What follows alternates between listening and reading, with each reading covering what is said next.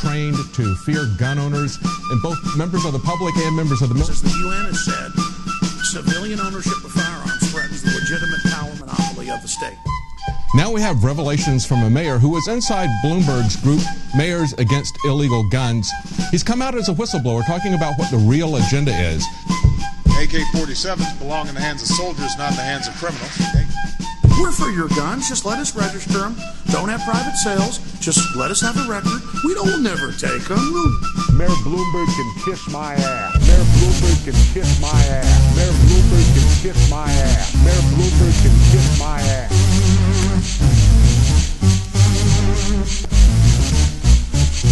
Live from the Room Amira studio, you're listening to Foster Brothers On Point. Turn your selector switch to the fire position. The show is now live. It's February 13th, 2014.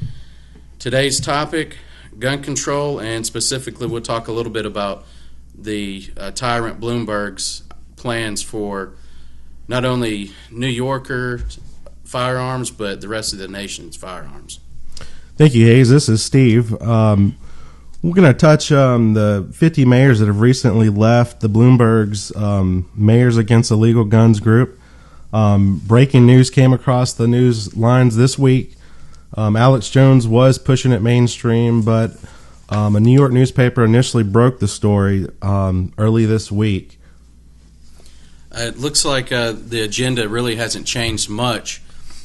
What we're looking at is it's the typical order of events that tyrants in the past have used: registration, then leading into confiscation. We've seen this all throughout history.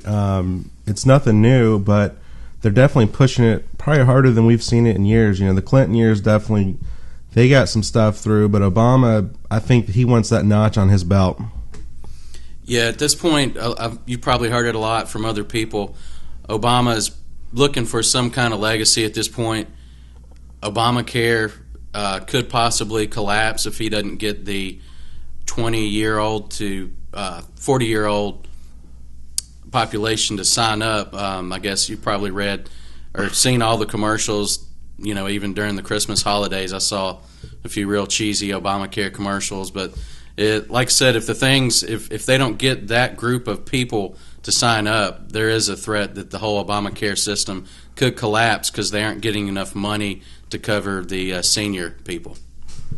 So the news story that broke, apparently the mayor of Poughkeepsie, New York, which is John Taziki, he came forward basically as a whistleblower saying that he left the group because the ultimate goal was to confiscate guns. Let's cut to a clip real quick. The real agenda of gun control is outright confiscation. We see this from time to time surface. We see lies, we see semantics, we see people being trained to fear gun owners, and both members of the public and members of the military. Well, there's no doubt that the real agenda... Okay, that was David Knight just doing the intro from his weekly broadcast earlier this week. Kind of laying out for really this. Now we have revelations from a mayor who was inside Bloomberg's group, Mayors Against Illegal Guns. He's come out as a whistleblower talking about what the real agenda is. This is the mayor of Poughkeepsie. He says this group was simply a vehicle for Bloomberg to promote his personal gun control agenda. MAIG intended to promote confiscation of guns from law-abiding citizens. Well, there you go. He came on the record. You know, I mean, that's a big deal for a small-time mayor. You know, smaller-sized city, for him to publicly, release this information. And what we're seeing is a all-out disregard for the supreme law of the land. Gun control, as recently proposed by Bloomberg's group, Mayors Against Illegal Guns, violates the supreme law of the land, which is the Constitution, particularly Amendment 2, which states, a well-regulated militia, being necessary to the security of a free state, the right of the people to keep and bear arms, shall not be infringed. And it looks like they're really having trouble with the end of that there. Shall not be infringed. That's right. I'm going to read just a little bit of the article here. It says, the fact that 50 mayors bailed in response to the The concerted effort to undermine the Bill of Rights is certainly headline-worthy, but so far, unsurprisingly, few media outlets have picked this up. The mayor was the first to cast these allegations. In 2007, the mayor of Williamsport, Pennsylvania, also said that he left after witnessed dubious attempts to subvert the Second Amendment. So, truly, he's not the first person to bring this to everyone's attention. That's right. Let's take a quick look at the history of gun control / gun confiscation. One of the earliest examples we see is the powder alarm, and the date on that is...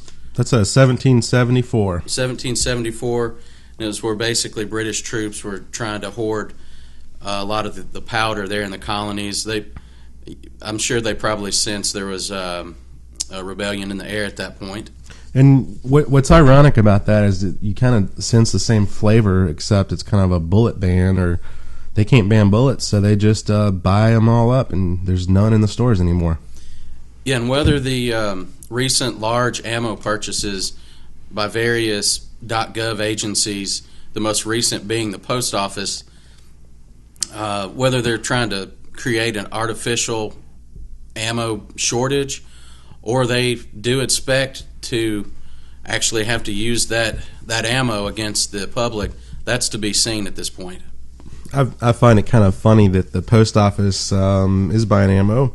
I think most postmen and women are actually ex-vets, and I seriously doubt they're going to turn a gun on any citizen. Yeah, I don't see that. I think maybe they're just using the post office so it doesn't look, so it's not the Department of Education again buying large numbers of rounds. That's right. Let's cut to a quick clip. As the UN has said, civilian ownership of firearms threatens the legitimate power monopoly of the state. Well, that's called a dictatorship, and it's not legitimate. And, that's Alex Jones, continuing his sermon on the New World Order and how they're trying to basically disarm us, which, what happens after they do that? They can do whatever they want to us. That's right. And moving to the next big example or historical example of attempted gun control, we have April 19th, 1775, the battle at Lexington Concord, where hundreds of British troops were shot down and drove back by colonist Minutemen or militiamen. So on the night of April 18th, 1975, hundreds of British troops marched from Boston to nearby Concord in order to seize an arms cache.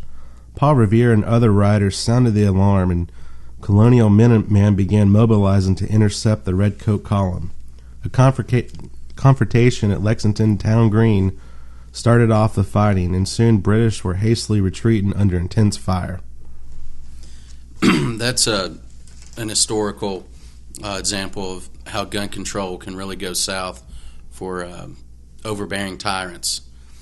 And of course, we never want to see that in our nation, and that's why we're pointing this out, and we've taken the extra effort to point these concerns out to the masses, because if they do try to take the guns, it probably won't be pretty. Yeah, and that's on both sides. The fighting, with arms is a last resort, as you all know. I'm sure any military vet out there would probably tell you that you don't want to be there. You don't want to hear bullets whizzing by you. It's just not. It's not as romantic as, let's say, Hollywood would portray it. That's right. Now let's fast forward to post-Civil War. Really, the baby of how modern day gun control was perceived comes from post-Civil War South, when you have the Jim Crow laws that were going on. And Jim Crow is just a generic name for any laws that were still using racial oppression after Reconstruction and during Reconstruction of the South. And a lot of people don't realize that, Tennessee actually had a big place in the Jim Crow gun control laws. It's an 1871 case. It's Andrews versus the state, and the Andrews court stated the people had the right to arms, including the right to buy guns and ammunition, to take to the gunsmith, and to carry guns and ammunition for purposes of sale and repair. Basically, what happened was the Tennessee legislature recognized a law that said you could only anything other than an Army pistol, and that's a revolver, Army or Navy pistol, which at the time the only people who had the Army and Navy pistols were Confederate veterans mostly, and the price was very prohibited for a black person who had just become free. That's right, and a lot of people. A little side note that people don't know is the NRA actually helped black people defend themselves, from the Democrat KKK organizations, and the Democrats really want to disassociate from that tagline, but yes, the Democrats were very much so associated with the KKK, not the Republicans. That's correct, and that's the shame of it all. A lot of these gun grabbers / elite leaders, I think they feel so insulated from the common man's life because they're running around with security teams. When they come to town, some of them have security teams in place days before they get there, just sweeping and making sure everything looks okay, no suspicious persons.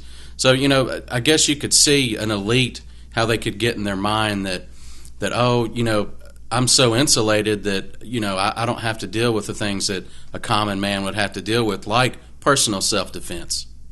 We're for your guns. Just let us register them. Don't have private sales. Just let us have a record. We'll never take them. Thank you for that clip, Hayes. And that just goes to show they're always wanting your guns. I mean, even Middle Ages and the Dark Ages, the common man could not carry weapons. In fact, they weren't supposed to be carrying blades shorter than 6 inches. That's correct, Tubbs. Now, let's move forward to another example of tragic gun control as used by the Nazi Party pre-World War II, is when a lot of this was going on. In the early 30s, you had the Weimar Republic, and the Jews were being targeted with gun control.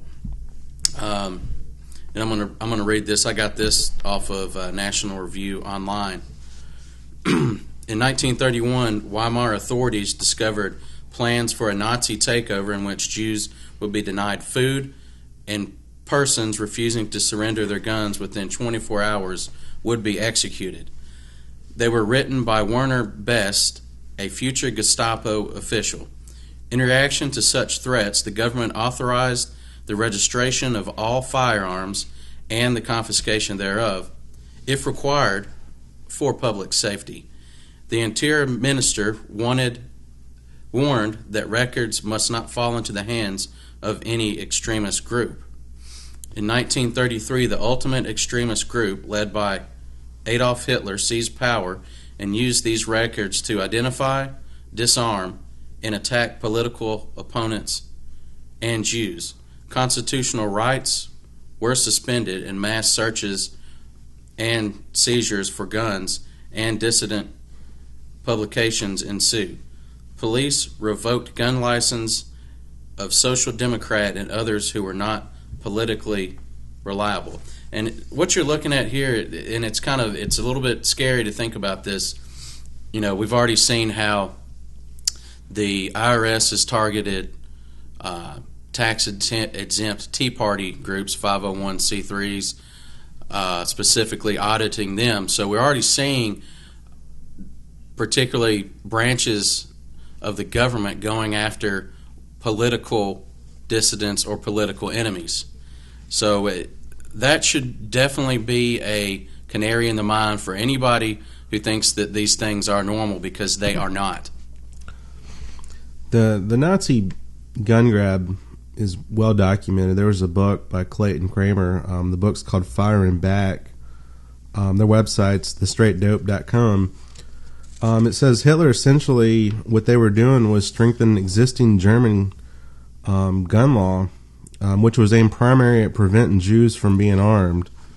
The laws adopted by the Weimar Republic intended to disarm Nazi and communists that were sufficiently and discreetly that the Nazis managed to use against them, their enemies, against their power. What they're trying to say there is anyone that was the enemy of the Nazis, they were trying to disarm. Yeah, and eventually after they went after their political enemies, they went after the Jews en masse, and that was known as the Night of Broken Glass, or Kristallnacht, and I'm probably not pronouncing that right. It occurred in November 1938. The Jews were disarmed before it, minimizing any risk of resistance. It's the strongest evidence that the program was planned in advance and the incident was indeed to justify unleashing an attack. And that's the thing, who knows, how the Jews would have fared if they hadn't have been targeted and disarmed, before the Night of Broken Glass. And that's a shame, because it's easy to kick doors in with no resistance and knowing that there'll be no one shooting back. But once the shots start coming back, then I think reality sets in, and they're, whoever kicked that door in may be thinking, I've got a family I need to come home to. This is not what I signed up for.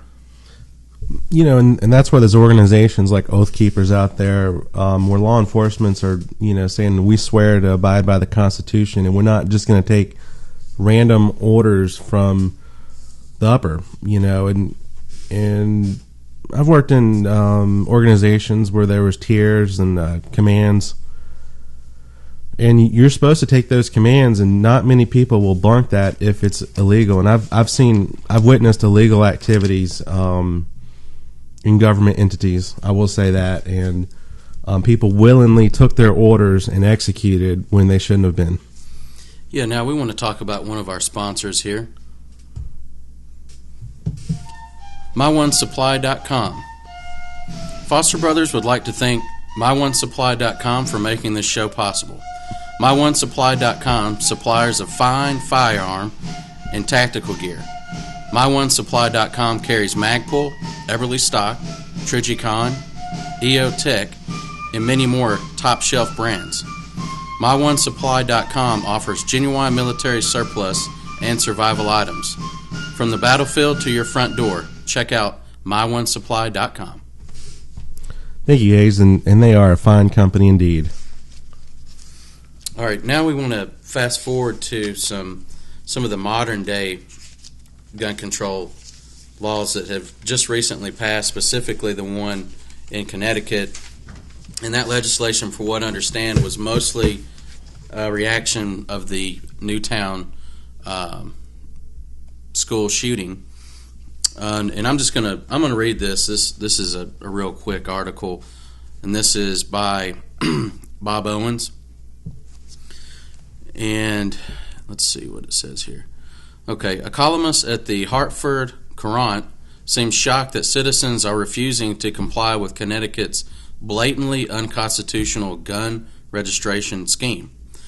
Everyone knew there would be some gun owners flouting the law that legislators hurriedly passed last April, requiring residents to register all military-style rifles with state police by December 31st, 2013. But few thought the figures would be this bad. By the end of 2013, the state police had received 47,916 applications for assault weapon certificates. Lieutenant Paul Vanitz said, in addition, 2,100 that were incomplete and still could come in. That 50,000 figure could be as little as 15% of the rifles classified as assault weapons owned by Connecticut residents, according to estimates by people in the industry, including the Newtown-based National Shooting Sports Foundation.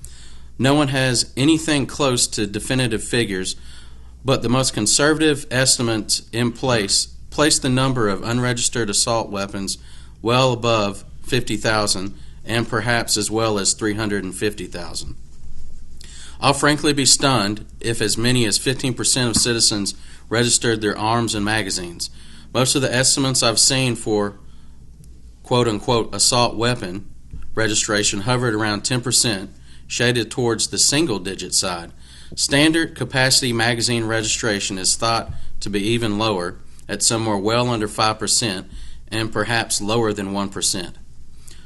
Haar notes that the Connecticut State Police start attempting to deduce who has firearms and should be registered under the law by using existing background check data, then things could become problematic for the government of the Constitution state.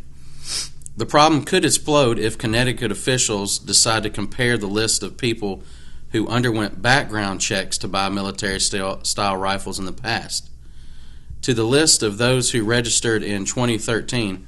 Do they still own the guns? The state might want to know that. A lot of it is just a question to ask. I think the firearms unit would be looking at it, said Mike Lawler, the state's top official in criminal justice. They could send them a letter. I suspect that what we're witnessing is a governmental and media utterly flummoxed as what to do next. They rammed their assault weapons ban into law using the Sandy Hook incident as an excuse and expected Connecticut gun owners to cravenly line up to register their liberties with the state for later confiscation, and indeed some did. The vast majority, however, rejected with the disdain of their forefathers. Regardless of your political beliefs or party affiliations, the supermajority of Connecticut gun owners are essentially daring the state to try to enforce their new assault weapon law. I suspect that Danielle Mallory's government knows that it's better off simply pretending that the citizenry has complied with the law. If they start attempting to aggressively enforce this law, then Mallory may trigger a modern-day powder alarm and get something other than a strongly worded letter in return. And like I said, that's something Bob Owens wrote. I don't like the flavor of this new Democrat Party coming through. We've been witnessing a lot of forgeries. We've been seeing a lot of people that are going to say one thing and then say another, depending on who they're being interviewed by.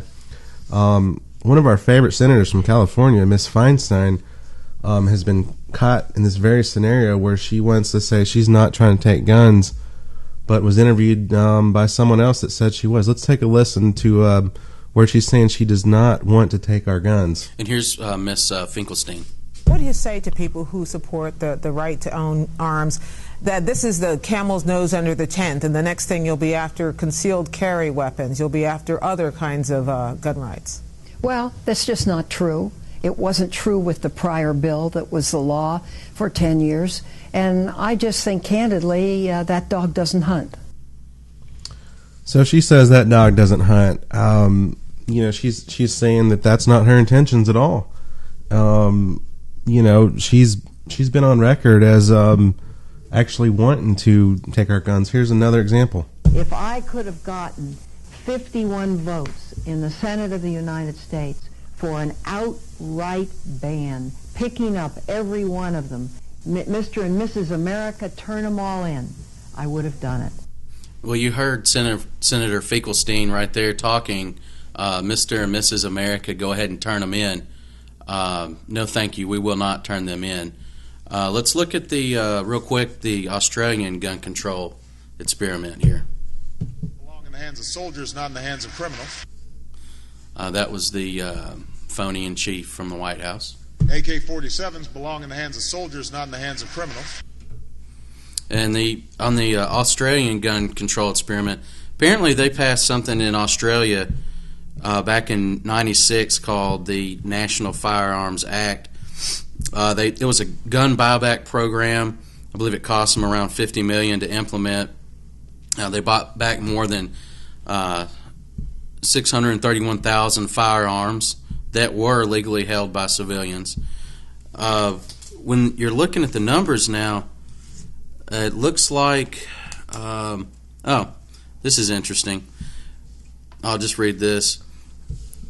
Though the homicide by firearms has been on a general decline since well before the 1996 incident, homicide by sharp object has increased almost at a mirror pace.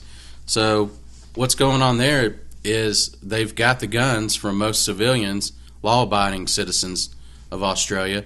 However, it looks like stabbings are up. So that's kind of something to look forward to. I guess the UK has already experienced that also. They have some of the world's strictest firearm regulations in place currently. That's right, Hayes. As far as stateside, it looks like Chicago murders top the Afghan death toll. Yeah, that's something that a lot of people don't like to get into, but yeah, you're right. I was looking here. It says the death toll of murders in Chicago over the past decade has been greater than those in the armed forces that have died in Afghanistan since the beginning of Operation Enduring Freedom. In addition, police reports in Chicago, obviously where Obama is from, show the city's massive murder mayhem is mainly black-on-black crime. From 2003 to 2011, blacks were victims of 75% of the 4,265 murders. Also, less than 1% of the murders in Chicago between 2003 and 2011 were committed with what the Chicago Police Department classifies as a rifle, the classification for an AR-15. So you can just see how gun control's worked in Chicago. And I've also noticed a trend. It seems like a lot of these larger cities, I don't know why they're targeting low-income people. I guess they don't want them to have equal protections. When if you're in a high crime area, that's going to be one of the places where you definitely need to exercise your Second Amendment for self-protection and preservation of your family. That's right, and that's the primary function of a gun in modern day America. There's secondary and third reasons. Some people hunt, some people have protection. There's plenty of people that's a sport for them, and then there's some of us that view it as a way to defend our liberties if we're called upon, as stated in the Constitution. Yeah, and I'm still looking at some of these numbers from Chicago. They're pretty shocking. If you get a chance and you're online, type in Chicago murders top Afghanistan toll, put that in your search, and you'll probably come up with an article. This source for this one is WND.com. And even if you're not looking for any statistics, go to WND.com just for the articles. They're a great site, and they pretty much give you the numbers and the raw truth. And I want to mention Jesse Ventura, and he clearly has something to say about Mr. Bloomberg. Let's go and hear what Jesse thinks about Bloomberg. Mayor Bloomberg can kiss my ass. Yep, that's right. Thanks, Jesse. Jesse said it well, didn't he? Yeah, now, let's see, I'm looking here. I was just going to give you the number for, Operation Enduring Freedom, which is the Afghanistan war, started October 7th, 2001, has seen a total of 2,166 soldiers killed. That war has been going on for a while now, and to me it's just shocking that a city here in the United States has a higher death toll in that time period than a ongoing military operation. That should shock everybody. It is quite sad, and thank you for tuning in to our show this evening. We got plenty more to come, and Hayes? Yes, I guess that's it for tonight. We do appreciate you listening to us, and if you get a chance, go check out myonesupply.com, and have a good evening.